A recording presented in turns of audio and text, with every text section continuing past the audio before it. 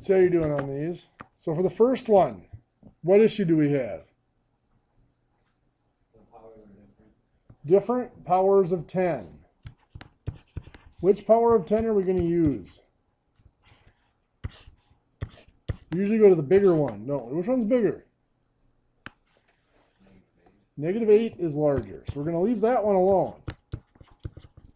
This is going to become -8. Well, if the power gets bigger by 1, the number has to get smaller by 1 decimal place. So that becomes 0.96.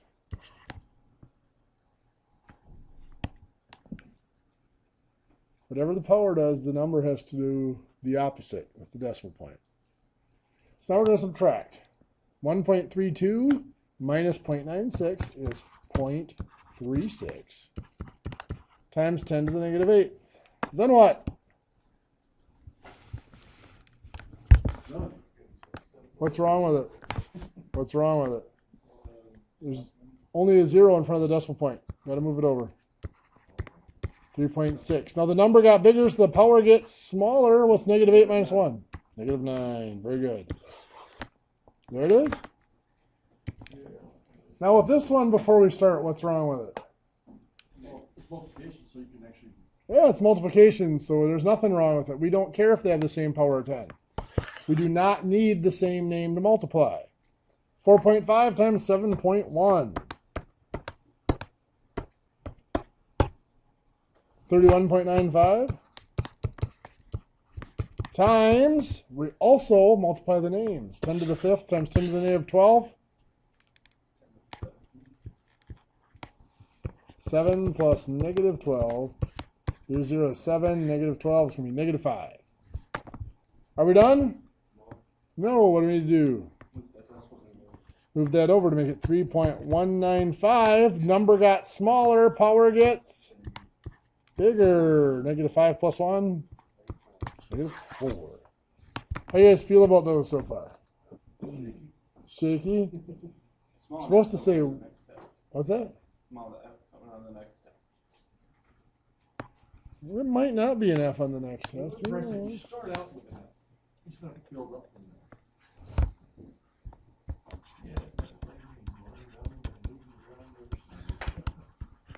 See, if you start with an A, it seems like it's worse than you would, you know? You start with F, you might use one. I better start with an A. There was something word in the homework called engineering notation. Yeah, the word engineer doesn't mean anything simplified usually, does it? No. Engineering notation is a version of scientific notation, but engineering notation has one restriction. The power of 10 is a multiple of 3. What does it mean to be a multiple of 3? 0, 3, 6, 9, 12, 15. Any number that the numbers are all divisible by 3. 21. 21 would be 1. -3, -6, -9. All of those. Has one added or loosened restriction. Scientific notation can only have one digit in front of the decimal point. Engineering notation can have 1 to 3 digits before the decimal.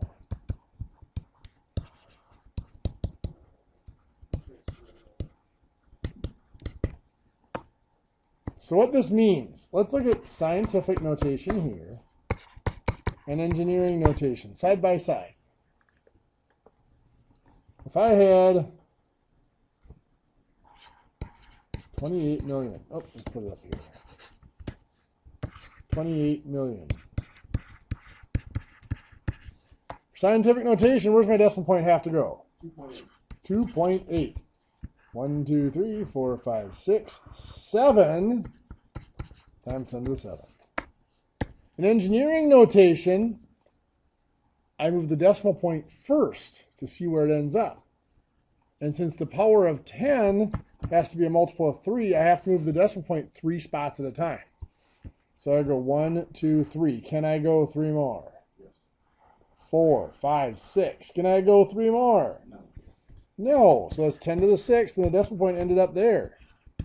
That's 28 times 10 to the 6th.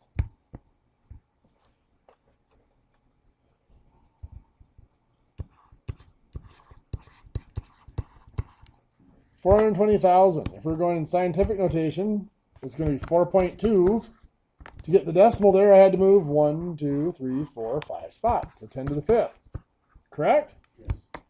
Engineering notation, like I said, I moved the decimal point first.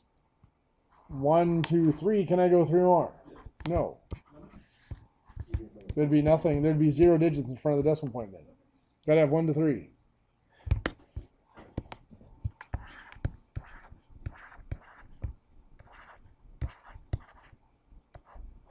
That's a 6, by the way.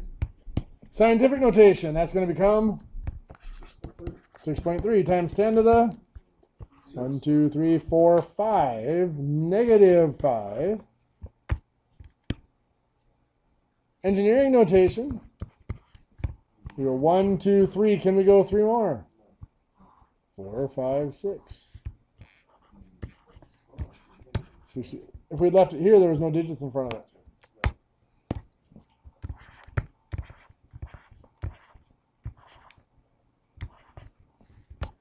Scientific notation. 2.9. 1, 2, 3, 4. Not 10 to the 4th, but 10 to the negative 4th. Engineering notation. I go 1, 2, 3. Can I go 3 more? Doesn't look like we can, but we have to. Can anybody tell me why? There's nothing in front of the decimal point right now. It's all zeros. We have to have between 1 and 3 digits in front of the decimal point. So I got to put a 0 here and go 4, 5, 6.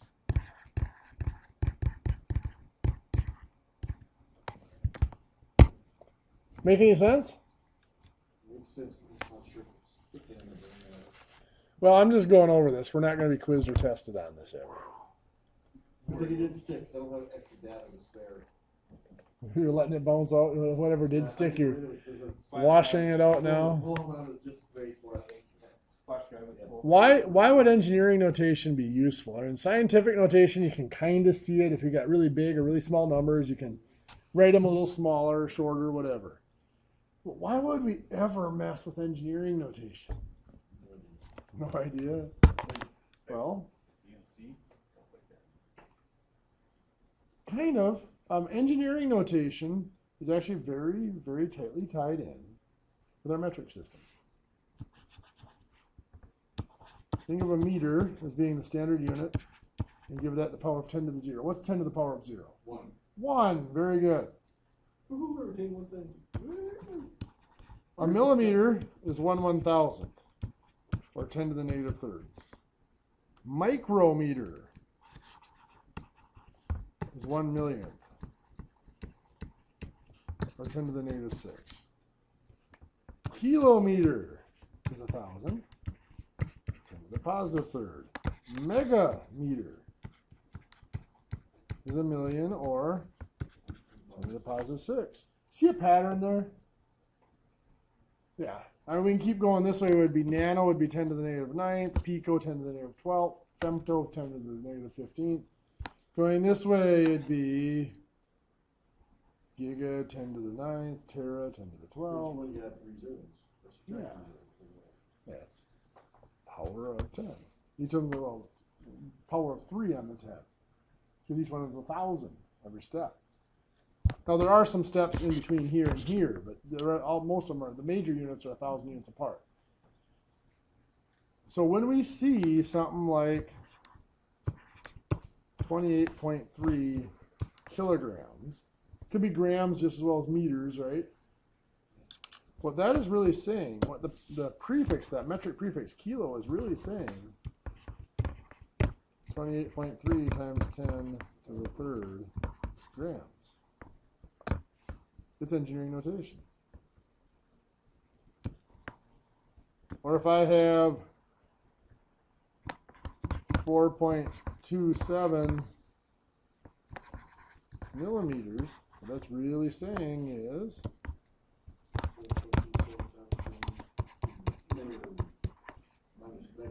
negative 3rd meters. In electronics, they don't use the intermediate units. And you guys are going to have to deal with electronics at some point. If you want it to or not. Basic DC electricity. What's that? You might have, one of our basic formulas, voltage is equal to current times resistance. So you might have a current of 2.1 microamps.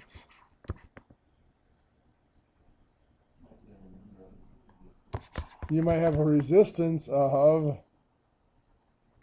3.4 kilo ohms. So you go to multiply those together, 2.1 microamps times 3.4 kilo ohms. Well, what this really is, this is 2.1 times 10 to the negative 6th amps times 3.4 times 10 to the 3rd ohms. 2.1 times 3.4, 7.14. 10 to the 6 times 10 to the, or 10 to the negative 6 times 10 to the 3rd, 10 to the negative 3. Amps times ohms is a volt.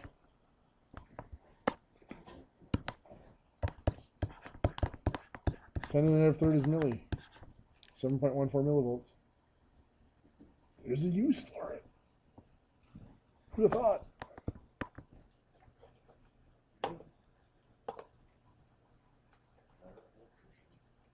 A hair electrician.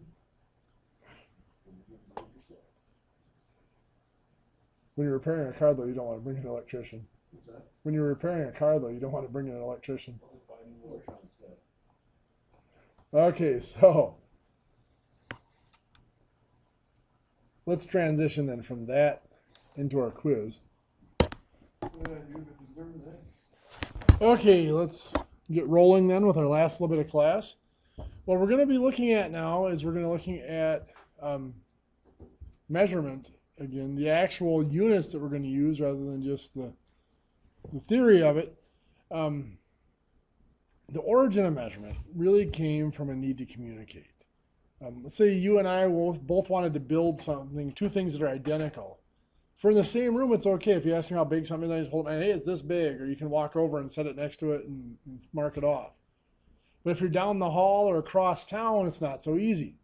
I mean, I could always cut a piece that's that size and send it to you, or take a piece of string or rope or whatever.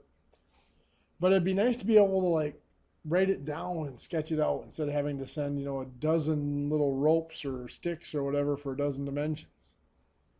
It'd be nice to have a way to communicate it in writing and verbally. So I could take, my pen here.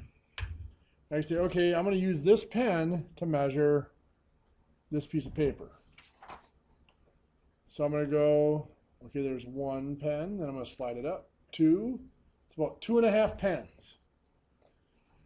One, you can see there's a lot of error there from sliding it, but they overcame that a lot of years later. But second problem is, if I tell you, okay, the piece I'm cutting is 2.5 pens, I'm making two assumptions. One is that you have a pen. If you don't have a pen, you're out of luck. The second assumption, pen's the same size. I can take this one, it's not even quite 2 pens. So if you've got this pen, yours is going to be quite a bit larger than this one.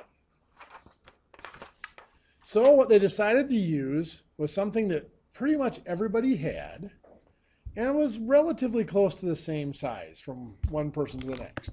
And for the most part, it was parts of their body. I mean, there were other things that were used, but for example, if we're talking about units of length,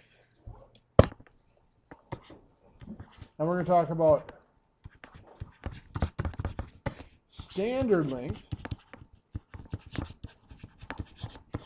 What's our shortest unit of length? In the standard, yeah. An inch. You're thinking metric of centimeters. In the standard units, it's an inch. Anybody know where an inch came from? It was the distance from the end of your thumb to the point of the first knuckle. Now, you got to remember back then, culturally, things were way different. It was a man's thumb, because there is a variation between a man and a woman's thumb. But for the most part, men's thumbs, they may have bigger or larger fingers, but their thumbs are relatively close to the same size in that dimension. So that was an inch. So I'd measure my piece of paper. 1, 2, 3, 4, 5, 6, 7, 8, 9, 10 inches. My thumb's actually slightly larger than an inch, by the way. It should be 11 inches, right? So anyway, that was one way to measure. Now, anything bigger than a piece of paper, like if I wanted to measure the length of this wall, and it took me a long time to rub my thumb across there and measure out inches. So they needed bigger measurements. What's another one they used? The foot. Now, a foot, of course, was just the length of your foot from the end of the big toe to the heel. How many inches are in a foot? 12. There might not be exactly 12 of your inches in your foot. Doesn't matter. There wasn't back then either. Now, there were other units that were used that we don't use anymore. It was King Edward back in about the 500s that declared that his thumb and his foot were going to be the official measurements of the land. So they went and they cut little blocks of wood or string or whatever they were going to use, and they copied his thumb, and they cut a bunch of them that size and passed them out for everybody to use, and the same with his foot. Because of that, it allowed some of our units to not be used as much anymore. Before this happened, and when you actually had to use your foot to measure stuff, I could measure the length of this wall real easily with my foot. How about the height of the wall? Not so much. I get up maybe here, and then I'm going to have to do some serious stretching, right? I can't get my foot all the way to the top of the wall. So to measure vertical distances, a foot wasn't very good. A foot was used to measure things along the ground because that's where your foot kind of is. So to measure vertical distance, they used hands. The hand was the width of your hand at the base of the fingers here, between the palm and the fingers. That's about 4 inches. Now, it's not used much anymore. It's still for livestock, horses, cows, sheep, and so on. Actually, another unit that isn't used so much anymore, a cubit. Anybody know what a cubit is? Everybody heard of a cubit? Anybody know what it is? It's from the point of your middle finger, tip of your middle finger, to the point of your elbow. That's a cubit. Now, on most people, that is approximately 16 inches. Now, you got to remember, we've grown a lot. Back when these were used, the average height of a man was like 5'6", 5'8", and 5'8" was huge. A cubit was about 16 inches. Now, if you think of anywhere where there's a lot of stuff that's spaced 16 inches, your house. Studs, floor joists. Yeah. The cubit was the major unit of measurement when you were doing construction. You're building a house, you put your arm down there, and that's where the next stud went. Cubit apart. Oh, I just think like you're a building inspector was a midget. Screwed 16 The small arms. Yeah. They didn't. So that's probably not the right term. They didn't have a whole lot of building inspectors back then to deal with, so you didn't have to worry about if he had short arms or not. So anyway, him declaring that his body parts were going to be the official units.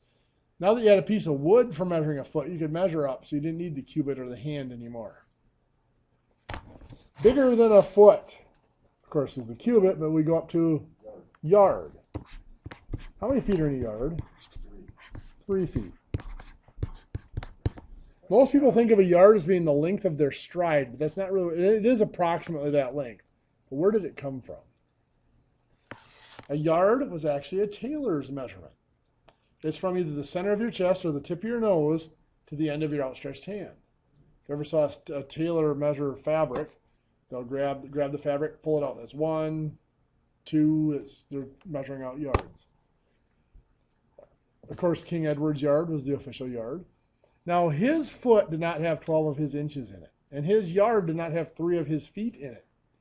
A couple hundred years later, after he was dead, because he would have had him beheaded for changing his foot and inch and stuff, they realized, hey, if you measure something in inches and I measure something in feet, it would be nice to be able to compare the two. It would be nice to have a conversion. So they adjusted those lengths a little bit to make it 12 inches in a foot and 3 feet in a yard. Now, bigger than a yard, there are some other measurements like a furlong, which is like 440 yards. No, furlong is like 220 yards. A fathom was 6 feet. Basically, the fathom was originally the height of the largest sailor on a ship, and they would that was also the shallowest water that a boat could navigate. The large vessels could navigate through. So the sailor literally jumped in the water, and if you could see the top of his head out of the water when he jumped in, you couldn't navigate it. It was too shallow. But there is one of them in there that we are going to use, and it is the rod. A rod is 16.5 feet, 16.5 feet, or 5.5 yards. The rod was originally a shepherd's tool. The shepherd had two tools, the rod and a staff. A staff was like the big hook, kind of like the little Bo Peeps type hook. It was used to hook the animals around the neck so you could catch them to shear their wool and do whatever you needed to. The rod was a defensive weapon, literally to fight away wild animals trying to attack the flock. The rod was just a sapling tree that they cut down and debranched, and that's what they use as a rod. And I think at 16.5 feet, that's more than double the ceiling height here. That's a pretty big stick. But if you're fighting away a wolf with nothing but a stick, you do want a little distance. Yeah. I don't want to be close to him, no. I'm probably hiding behind the sheep. But anyway, the way the rod ended up being used as a system of measurement. Well, let's say that I have sheep and Mike has sheep, and they both go down in the same valley, and at the end of the day, I come in and say, hey, I had 12 sheep, and Mike says, oh, I had 16 sheep, and there's 20 sheep in the valley. One or both of us lied. No way to settle that argument. Well, there was a way to settle that argument, but it was kind of violent. For cattle ranchers and even horses, they settled this using brands. You could mark them so you knew whose was whose. They didn't have ear tags back then, so the brand was the best way they could do it. And it was permanent. Ear tags could be removed and stuff like that. But anyway, a sheep, the branding didn't work so well. One, because their wool got pretty thick. It'd be hard to see the brand on it because the wool covered up. Two, and not insignificant, wool is slightly flammable. Hit them with a hot brand and they could go up in a puff of smoke. But anyway, so what they did is they started dividing up the land, saying, okay, here's this big rock. You're going to keep your sheep over here. I'm going to keep my sheep over here. That was the first land division, not necessarily ownership, but land division, dividing up pasture land. And there'd always be arguments, well, your pasture's bigger than mine. So they would get together and say, okay, they'll take your rod, lay it down this way. There's one. I'm going to lay my rod down. There's two. And if the rods are slightly different lengths, it doesn't matter. You're going every other one, so they kind of even out. And they count. To this day, if you look at the official survey of your piece of land, it is done in rods. All land measurement is surveyed in rods. What's that? Yeah, they got the surveyor's chain is marked out. There's got markings for the rods on it. Yeah. Yep. The only reason they used a chain is because it was more durable. Bigger than a rod, we're going to jump all the way up to a mile. 1 mile is 5,280 feet or 1,760 yards. You'll be able to use your books for the conversions. You won't have to memorize. I know.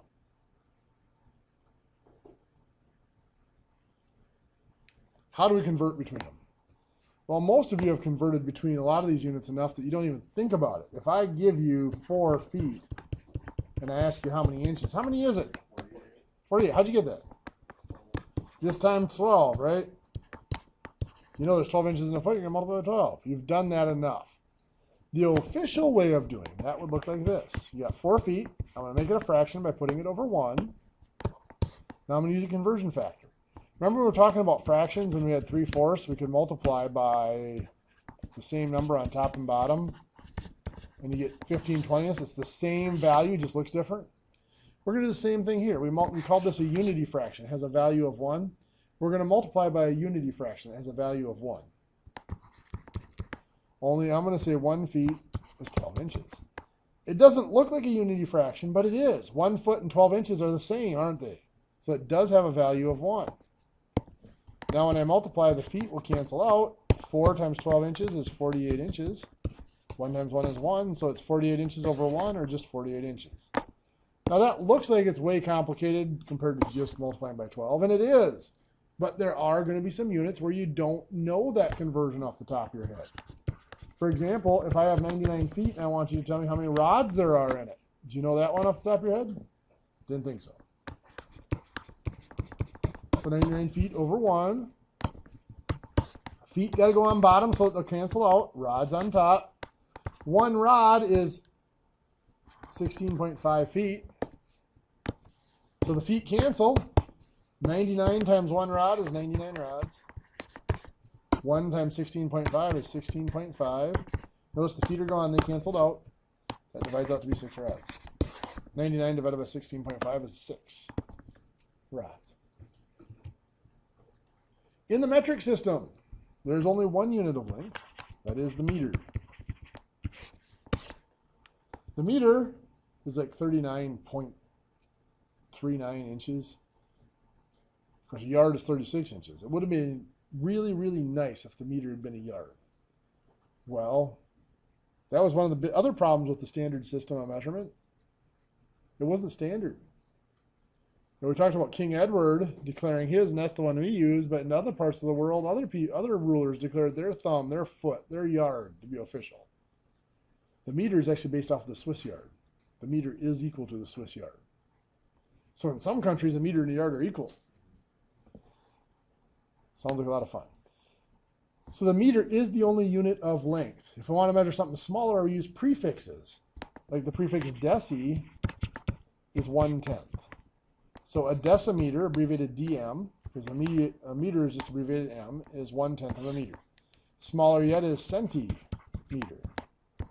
Abbreviated cm, that's 100th of a meter. Smaller yet is millimeter, abbreviated mm, that's 1,000th of a meter. After that, we don't go every 10 anymore. We jump from 1,000 up to 1,000,000, which would be the micrometer that we talked about. Going larger, we got Deca. Now, dm is already used for decimeter, so decameter is dam. Deca means 10, so a decameter is 10 meters.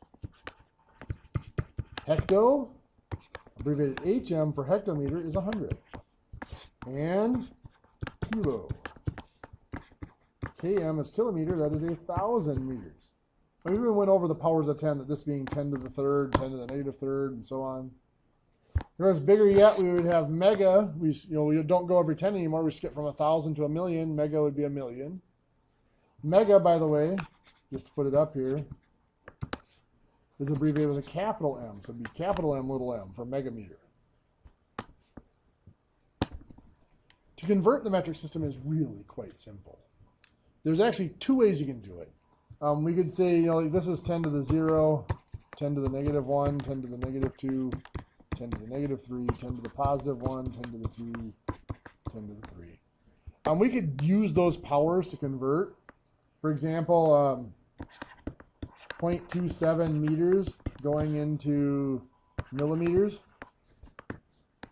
We could say, hey, this is 0.27 times 10 to the 0, right? Because meters is 10 to the 0. Millimeters is milli is times 10 to the negative 3. From 0 to negative 3, we're getting smaller by 3, so the number gets larger by 3 decimal places. 1, 2, 3. 270. Does that make sense? Kind of? There's an easier way, though. I'm going from meters to millimeters, right? From meters to millimeters. On the chart, from meters to millimeters is 1, 2, 3 spots to the right. Decimal point has to go 1, 2, add a 0, 3 spots to the right. Or I might have 45 centimeters converted into meters. On the chart, to get from centimeters to meters is 2 spots to the left. My decimal point starts there. It goes 1, 2 spots to the left. 0.45 meters. Simple enough? Better than a sharp stick in the eye? Very much so.